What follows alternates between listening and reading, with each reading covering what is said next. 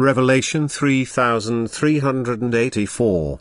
From the 30th of December 1944. Blessing of poverty. Spiritual influx of power. Overcoming matter.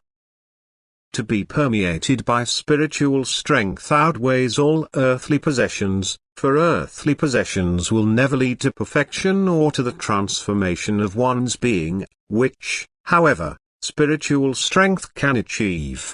Earthly goods will not lead to God and therefore also not to the human being's final goal on earth, to unity with God.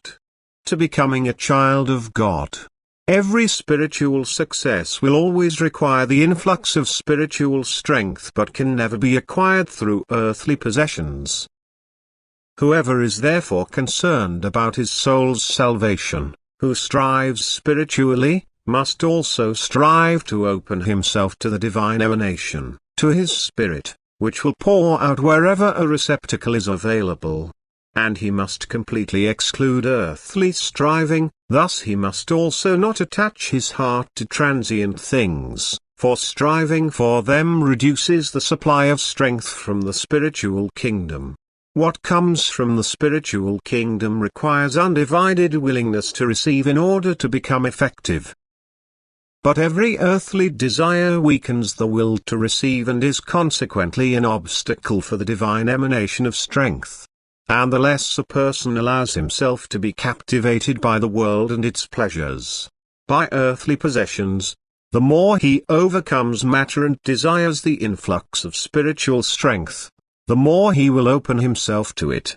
Then earthly possessions will soon seem small and unimportant to him, for through spiritual strength he will be placed in a state of realization, and now he will know how worthless everything earthly is in comparison to the state of knowledge and truth, to the state of enlightenment through the Divine Spirit. For only now does he also know about the blessedness of knowledge, about the blessedness of possessing the fullness of power, which has nothing to do with earthly possessions.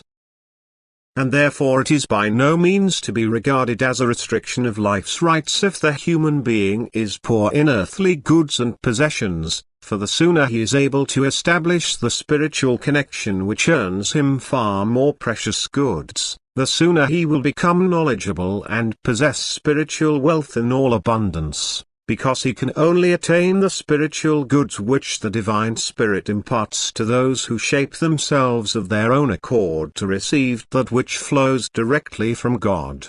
Spiritual strength which now makes the human being able to work for him. Amen.